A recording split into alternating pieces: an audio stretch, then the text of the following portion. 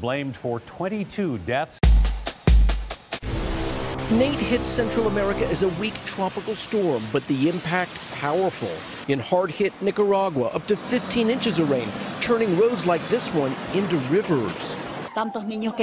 This woman says the storm has left so many children crying. They're hungry and thirsty.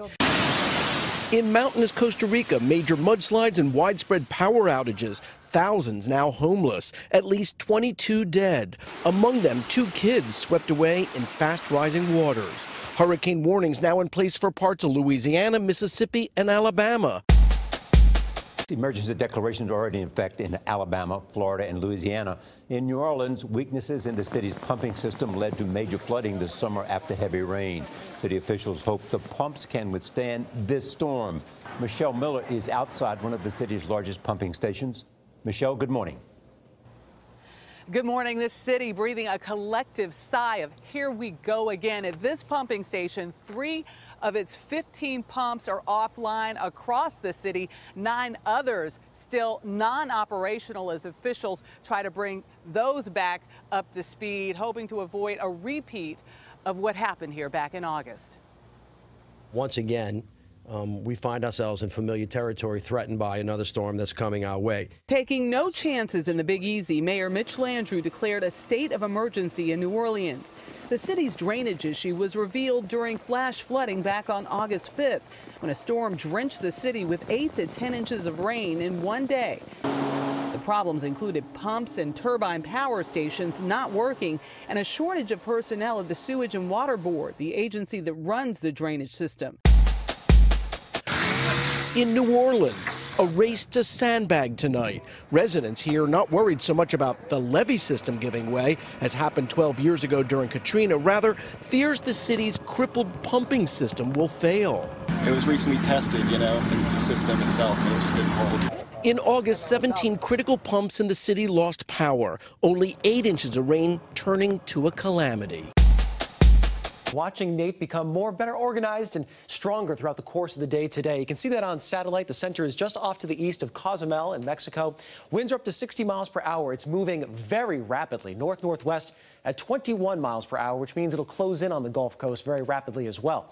So we take a look at the current warnings. They include the city of New Orleans, eastward across Biloxi, Mobile Bay, then hurricane watches up toward Pensacola into the Florida Panhandle. The track takes it with a landfall just east of New Orleans and very close to the Biloxi Gulfport area tomorrow night. So just about 24 to 30 more hours over water. That will be it. It is expected to intensify into a hurricane, bringing strong winds, storm surge of 4 to 8 feet. The mayor of New Orleans has issued mandatory evacuations. There are millions bracing this morning as well because Tropical Storm Nate strengthening in the Caribbean right now, heading right towards the Gulf Coast. And states of emergency have already been declared in Louisiana, Alabama, and Florida. And the storm is forecast to become a hurricane before it makes landfall this weekend. It's already deadly, claiming at least 22 lives across Central America.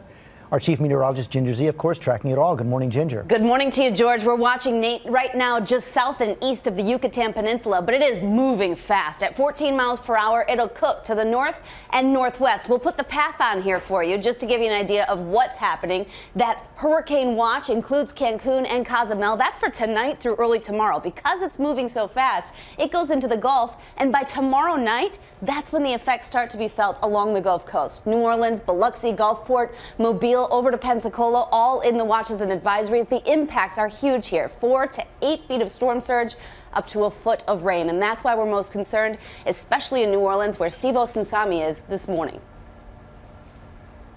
Good morning to you, Ginger. There is, of course, that talk that this city could see up to a foot of rain all at once. And that has all eyes in this city on these, the drainage pumps that keep this city dry. Believe it or not, this one is actually working, but there are a dozen of these pumps across this city that are not, and 3 of them are considered major.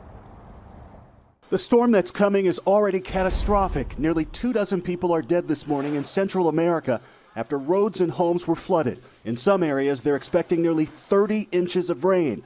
In Florida, Louisiana, and Alabama, city and state officials are already declaring a state of emergency this morning. There is potential for this storm to intensify very quickly. Families sick and tired of these terrible storms this hurricane season have to get it together again, clearing store shelves of water and other supplies. It's hard to imagine experiencing another storm right now. We all have to be prepared. In the Louisiana bayous not protected by levees, they're under a mandatory evacuation this morning. You need to be where you want to be by dark on Saturday. They're going to start giving sandbags to families today. They're going to be available at local fire stations.